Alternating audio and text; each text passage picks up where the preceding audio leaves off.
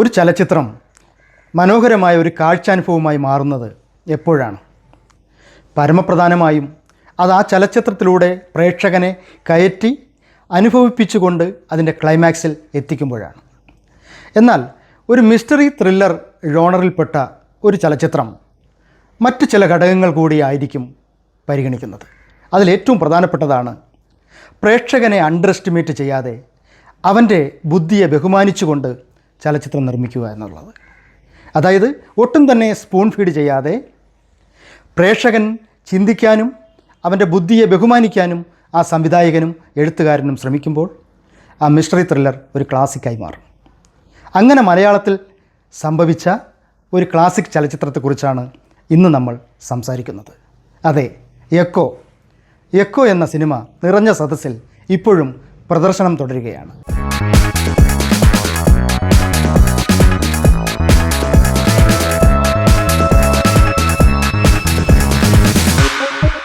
ഈ ചലച്ചിത്രം ഒരു വരിയിൽ പറയാവുന്നൊരാശയത്തിൽ നിന്നാണ് 2 മണിക്കൂർ നീളുന്ന ഗംഭീരമായ ഒരു ചലച്ചിത്ര അനുഭവമാക്കി മാറ്റിയിരിക്കുന്നത്.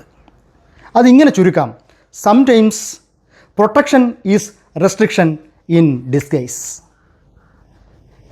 സംരക്ഷണം തടവറയായി മാറുന്നത് എപ്പോഴാണ്?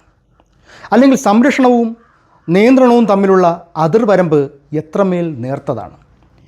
ഈ ഒരു ആശയത്തെ ഒരു ത്രില്ലറിലേക്ക് സന്നിവേശിപ്പിക്കുമ്പോൾ സംഭവിച്ച ഏറ്റവും വലിയ മനോഹാരിത ആ ചലച്ചിത്രം നമുക്ക് തരുന്നുണ്ട്. എക്കോ ഒരു പ്രത്യേക സിനിമയാണ്. സംരക്ഷണം എന്ന് പറയുന്നത് ഈ ചലച്ചിത്രത്തെ സംബന്ധിച്ചിടത്തോളം അത് മനുഷ്യന് തടവറ സൃഷ്ടിക്കുന്നു, മൃഗങ്ങളെ തടവറ സൃഷ്ടിക്കുന്നു. മനുഷ്യനും മൃഗങ്ങളുമായിട്ടുള്ള പാരസ്പര്യം, സ്നേഹം, സംഘർഷം, ഇങ്ങനെ നിരവധിയായ ഘടകങ്ങൾ ഈ ചലച്ചിത്രത്തിൽ അടങ്ങിയിരിക്കുന്നു. മനുഷ്യനും മൃഗങ്ങളും തമ്മിലുള്ള പാരസ്പര്യത്തിൻ്റെ ചലച്ചിത്രങ്ങൾ ഒരുപാടുണ്ട്. മനുഷ്യനും നായകളും തമ്മിലുള്ളത് തന്നെ വളരെ പ്രധാനപ്പെട്ട സിനിമകളുണ്ട്.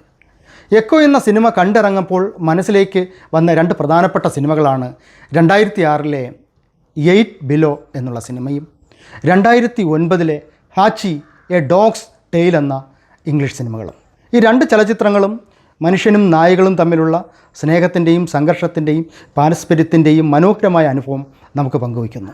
എക്കോ അതിൽ നിന്നും അല്പം കൂടി വ്യത്യസ്തമാവുന്നുണ്ട്. മനുഷ്യൻ സൃഷ്ടിച്ച ഏറ്റവും അനുസരണയുള്ള അടിമകളാണ് നായകൾ.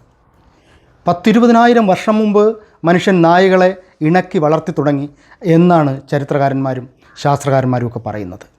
ഒരുപക്ഷെ അന്ന് മനുഷ്യൻ കാടിൽ ഏറ്റുമുട്ടിയ ഏറ്റവും ദുർബലനായ ജീവി എന്നുള്ള അർത്ഥത്തിൽ ഒരു കുറുനരിയെ അല്ലെങ്കിൽ ഒരു കാട്ടുനരിയെ അവൻ വളർത്താൻ ശ്രമിക്കുകയും അതിൽ നിന്നായിരിക്കാം നായയുടെ ഉത്ഭവമെന്ന് ഒരു പറച്ചിൽ കേട്ടിട്ടുണ്ട്.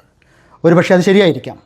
ഇങ്ങനെ കാട്ടുനരികളെ ഇണക്കി വളർത്തുമ്പോൾ മനുഷ്യൻ കഴിച്ചിട്ടുള്ളതിൻ്റെ അവശിഷ്ടം കൊടുത്തുകൊണ്ട് അതിനാദ്യം അടിമത്തം ശീലിപ്പിച്ചു, അനുസരണ ശീലിപ്പിച്ചു.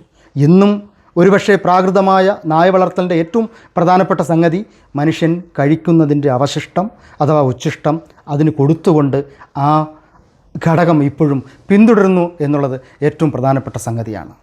ആദിമ മനുഷ്യൻ വേട്ടയാടലിനാണ് ആദ്യമായി ഈ നായകളെ ഇണക്കി വളർത്തി തുടങ്ങിയത്. വേട്ടയാടലിൻ്റെ കഥ പറയുമ്പോൾ ആദ്യം മനസ്സിലേക്ക് ഓർമ്മ വരുന്നത് നിലമ്പൂരിലെ ഒരു ആദിവാസി മൂപ്പൻ പറഞ്ഞ അനുഭവമാണ്. അതിങ്ങനെയാണ്: അവർക്ക് ഏറ്റവും ഇഷ്ടപ്പെട്ട ആ പ്രാക്തന ഗോത്ര സമൂഹത്തിന് ഏറ്റവും ഇഷ്ടപ്പെട്ട മാംസം കരിമന്തിയുടേതാണ്. കരിമന്തി എന്ന് പറഞ്ഞാൽ കരിങ്കുരങ്ങ്.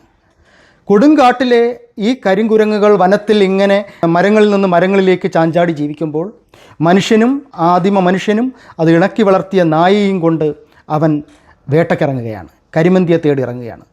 മരങ്ങളിൽ നിന്നും മരങ്ങളിലേക്ക് ഈ നായകൾ ആ കരിമന്തിയെ ഓട്ടിക്കുന്നു. അവസാനം അതൊരൊറ്റ മരത്തിലേക്ക് എത്തുന്നു. ആ ഒറ്റ മരം എന്ന് പറയുന്നത് ആദിവാസി അത് മുറിച്ചിടുമ്പോൾ അതിൽ രക്ഷപ്പെടാനാകാതെ തുറസായ സ്ഥലത്ത് അകപ്പെടുന്ന കരിമന്തിയെ നായകൾ കടിച്ചു കയറി തിരിച്ചു കൊണ്ടുവന്ന് യജമാനന് കാഴ്ചവെക്കുന്നു. വേട്ടകൾ അനുവദനീയമായിരുന്ന അല്ലെങ്കിൽ നിയമങ്ങളില്ലാതിരുന്ന ആ കാലത്ത് നടന്ന ആ സംഭവങ്ങളിൽ നിന്ന് തന്നെ മനുഷ്യനും നായകൾ എങ്ങനെയാണ് മനുഷ്യന് അടിമത്തം നായകൾ ശീലിച്ചതെന്നും അനുസരണ എങ്ങനെയാണ് വന്നതെന്നും നമുക്ക് മനസ്സിലാക്കാം. നായകളെ ഇഷ്ടപ്പെടാതിരിക്കുന്ന മനുഷ്യർ പോലും അതിൻ്റെ അനുസരണയെക്കുറിച്ച്, അതിൻ്റെ ലോയൽറ്റിയെക്കുറിച്ചെല്ലാം വാചാലമാവുന്നതും നമ്മൾ പലപ്പോഴും കേൾക്കാം. അപ്പം മനുഷ്യൻ സൃഷ്ടിക്കുന്ന സംരക്ഷണം ഒരടിമത്തമായി എങ്ങനെ മാറുന്നു, അത് മനുഷ്യനിലേക്ക് എങ്ങനെ മാറുന്നു. ഇങ്ങനെ വ്യത്യസ്തമായ അടരുകളിലാണ് എക്കോ എന്ന സിനിമ പറഞ്ഞു തുടങ്ങുന്നതും അവസാനിപ്പിക്കുന്നതും. ഒരുപക്ഷെ ഒരു കൊമേഴ്സ്യൽ സിനിമ നിർമ്മിക്കുന്നവർക്ക് ഒരിക്കലും അംഗീകരിക്കാൻ പറ്റാത്ത ഒരു ക്ലൈമാക്സിലെത്തി അത് അവസാനിക്കുമ്പോൾ നമ്മൾ ഞെട്ടലോടെ പടം തീർന്നത് മനസ്സിലാക്കുന്നു. ഒരുപക്ഷെ ഡേഞ്ചറസ് ക്ലൈമാക്സ് എന്നായിരിക്കും അവർക്ക് പറഞ്ഞ് അവസാനിപ്പിക്കാൻ കഴിയുന്നത്. പക്ഷേ ഈ സിനിമയുടെ നിർമ്മാതാക്കൾ ആ ഡേഞ്ചറസ് ക്ലൈമാക്സ് എടുക്കാൻ തയ്യാറായത് പ്രേക്ഷകൻ്റെ ബുദ്ധിയെ അംഗീകരിക്കുന്നത് കൊണ്ടാണ്. അവിടെയാണ് ഈ ചലച്ചിത്രം വ്യത്യസ്തമാകുന്നത്.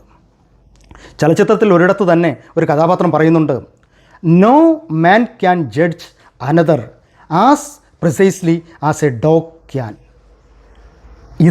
ഇതിൻ്റെ മറ്റൊരു രൂപത്തിൽ പല ആദിവാസി സമൂഹത്തിലെ മനുഷ്യരും എന്നോടും പറഞ്ഞിട്ടുണ്ട്.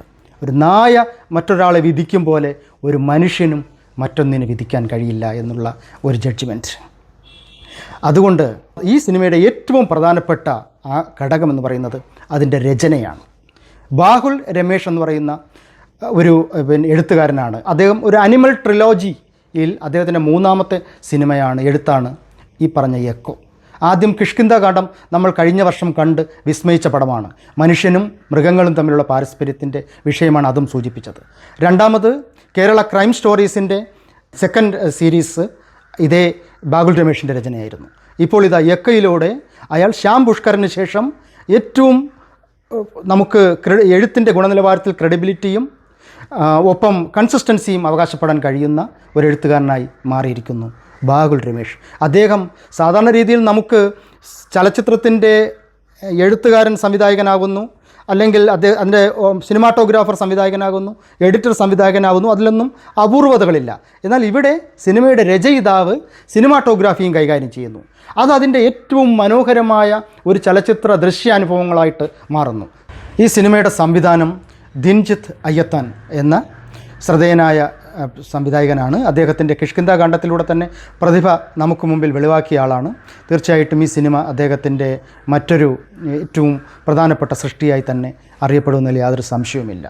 ഈ സിനിമയുടെ മറ്റേറ്റവും പ്രധാനപ്പെട്ട ഒരു പാർട്ടാണ് ഇതിൻ്റെ പശ്ചാത്തല സംഗീതം. മറ്റ് ഗാനങ്ങളൊന്നും ഇല്ലാത്ത ഈ സിനിമയിലെ പശ്ചാത്തല സംഗീതത്തിന് വളരെയേറെ പ്രസക്തിയുണ്ട്. അത് മുജീബ് മജീദ് എന്ന് പറയുന്ന കലാകാരനാണ് ഇതിൻ്റെ സംഗീതം ചെയ്തിരിക്കുന്നത്. അതോടൊപ്പം തന്നെ ഇതിൻ്റെ ഏറ്റവും പ്രധാനപ്പെട്ട കുറച്ച് അഭിനേതാക്കളാണ് ഈ സിനിമയിലുള്ളത്. കേന്ദ്ര കഥാപാത്രങ്ങളെ ചെയ്യുന്ന സന്ദീപ് പ്രദീപ് എന്ന ചെറുപ്പക്കാരനായ അനുഗ്രഹീതനായ ഒരു ആർട്ടിസ്റ്റാണ്. ഒപ്പം ഇതിൻ്റെ ഈ സിനിമയുടെ കേന്ദ്ര കഥാപാത്രം, ഏറ്റവും പ്രധാനപ്പെട്ട കഥാപാത്രം എന്ന് പറയുന്നത് ഒരു സ്ത്രീയാണ്.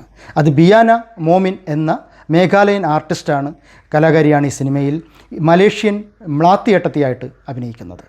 മ്ലാത്തിയെടത്തി എന്ന് പറയുന്നത് ഈ സിനിമയുടെ കാതലാണ്. അപ്പം മ്ലാത്തിയെടത്തി എന്ന് പറയുന്ന അന്യഭാഷയിൽ നിന്നെത്തിയ മറ്റൊരു ദേശത്തിൻ്റെ മുഖമുള്ള ഒരു അഭിനേത്രി ഇവിടെ മലയാളം സംസാരിക്കുമ്പോൾ അത് അത്രമേൽ ബ്ലെൻഡ് ആവുന്നത് അത്ഭുതകരമായ കാഴ്ചയാണ്. അതിന് വോയിസ് ഓവർ കൊടുക്കുന്നത് KPSC ലീല എന്ന ആർട്ടിസ്റ്റാണ്. തീർച്ചയായിട്ടും ഈ സിനിമയുടെ വിജയത്തിൻ്റെ ഏറ്റവും പ്രധാനപ്പെട്ട ഒരു ഘടകം മ്ലാത്തിയെടത്തിയുടെ അഭിനയത്തോടൊപ്പം ഭാവങ്ങളോടൊപ്പം തന്നെ KPSC ലീല എന്ന ആർട്ടിസ്റ്റിൻ്റെ ശബ്ദം ഒരു പ്രധാനപ്പെട്ട ഘടകമായി മാറുന്നത് നമുക്ക് ആ ചലച്ചിത്രം കാണുമ്പോൾ മനസ്സിലാക്കാം. മലയാളത്തിലെ സീനിയർ ആർട്ടിസ്റ്റുമാരായ വിനീത്, നരേൻ, അശോകൻ എന്നിവരെല്ലാം ഈ സിനിമയിൽ ശ്രദ്ധേയമായ വേഷങ്ങളിലെത്തുന്നുണ്ട്. അവരാരും തന്നെ അവരായിട്ട് നിൽക്കാതെ ഈ സിനിമയിൽ നമ്മളെ വിസ്മയിപ്പിക്കുന്ന കഥാപാത്രങ്ങളും അവരോടൊത്ത് നമുക്ക് സഞ്ചരിക്കാനും കഴിയുന്നു എന്നുള്ളതൊരു ഏറ്റവും പ്രധാനപ്പെട്ട സംഗതിയാണ്. ഈ സിനിമയിലെ മറ്റൊരു കഥാപാത്രം, പ്രധാനപ്പെട്ട ഒരു കഥാപാത്രമായ കുര്യച്ചൻ, ഈ സിനിമയുടെ ടാഗ്ലൈൻ തന്നെ from the infinite chronicles of Kuriachan എന്നുള്ളതാണ്. അപ്പോൾ ആ കുര്യച്ചൻ്റെ അനുഭവങ്ങൾ നമുക്ക് മുമ്പിൽ വെളിവാക്കുന്ന അന്യഭാഷാ നടൻ വളരെ ഭംഗിയായിട്ട് തന്നെ അദ്ദേഹത്തിൻ്റെ റോൾ കൈകാര്യം ചെയ്തിട്ടുണ്ട്. എങ്കിൽ പോലും എനിക്ക് അതിലുള്ള ഒരു അഭിപ്രായം എന്ന് പറയുന്നത്, ഒരുപക്ഷെ കുര്യച്ചനായിട്ട് മലയാളത്തിലെ ബിജു മേനോൻ, അല്ലെങ്കിൽ അതുമാതിരിയുള്ള ബിജു മേനോനെയാണ് ഏറ്റവും കൂടുതൽ ആപ്റ്റായിട്ട് അത് തോന്നി. സിനിമ കണ്ടപ്പോഴും ബിജു മേനോൻ ആയിരുന്നെങ്കിൽ ഒരുപക്ഷെ ആ ചലച്ചിത്രം ഒരല്പം കൂടി പൊളിച്ചേനെ എന്ന് തോന്നുന്നു. പക്ഷേ വേഷം ചെയ്തിരിക്കുന്ന ആൾ വളരെ മനോഹരമായി തന്നെ അത് ചെയ്തിട്ടുണ്ടോ എന്നുള്ളൊരു സംശയമൊന്നുമില്ല. അപ്പോൾ അങ്ങനെ ഒരു മലയാളിത്വവും മറ്റൊരു ഭാവവും കൂടി അതിൽ വന്നേനെന്നുള്ളൊരു അഭിപ്രായം കൂടി പങ്കുവയ്ക്കുന്നു. തീർച്ചയായിട്ടും ഒരു ഫ്രഷ് അനുഭവം, അത് എഴുത്തിൽ, അതിൻ്റെ പ്രമേയത്തിൽ, അഭിനയങ്ങളിൽ, ദൃശ്യചാരുതയിൽ, സംഗീതത്തിൽ ഒക്കെ ഒരു ഫ്രഷായിട്ടുള്ളൊരു ഫീൽ നൽകുന്നുണ്ട്. തീർച്ചയായിട്ടും അതൊരു വല്ലാത്ത ആശയത്തെ നമുക്ക് മുന്നിൽ സംഘർഷഭരിതമായിട്ട് അവതരിപ്പിക്കുകയും ദിവസങ്ങളോളം നമ്മൾ ആ സിനിമയിൽ പെട്ട് ഒരു മനോഹരമായ നോവൽ അല്ലെങ്കിൽ മറ്റൊരു കല ആസ്വദിച്ചതിൻ്റെ ഒരു പിന്തുടരൽ ഒരു വല്ലാത്ത രീതിയിലുള്ളൊരു ഹോണ്ടിങ് നമുക്ക് അനുഭവിപ്പിക്കുന്നുണ്ട്. തടവറ എങ്ങനെയാണ് സംരക്ഷണം തടവറയാകുന്നത്, തടവറകൾ പരസ്പരം മാറുന്നത്, ആരാരെയാണ് തടവറയിലേക്ക് എത്തിക്കുന്നത് എന്ന് തുടങ്ങിയ നിരവധിയായ ചോദ്യങ്ങൾ ഇപ്പോഴും ചോദിച്ചുകൊണ്ടിരിക്കുന്നു, ചലച്ചിത്രം ഉന്നയിച്ചുകൊണ്ടേയിരിക്കുന്നു. തീർച്ചയായിട്ടും എക്കോ എന്ന സിനിമ ഒരു മസ്റ്റ് വാച്ച് മൂവി തന്നെയാണ്. അതിൻ്റെ അണിയറയിൽ പ്രവർത്തിച്ച എല്ലാവരും വലിയൊരു കയ്യടി അർഹിക്കുന്നുണ്ട്. നമസ്കാരം.